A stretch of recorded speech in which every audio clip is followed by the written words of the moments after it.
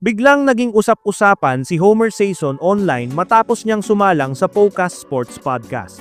Hindi siya nagdalawang isip, diretsong sinabi niyang mas mataas ang basketball IQ ni Scottie Thompson kaysa kay Renz Abando. Ano ba kayo? Stupido ba kayo? The reason why hindi si Scottie, maraming offer yan sa Japan at saka Korea. Hindi lang umalis sa Ginebra kasi he doesn't have to.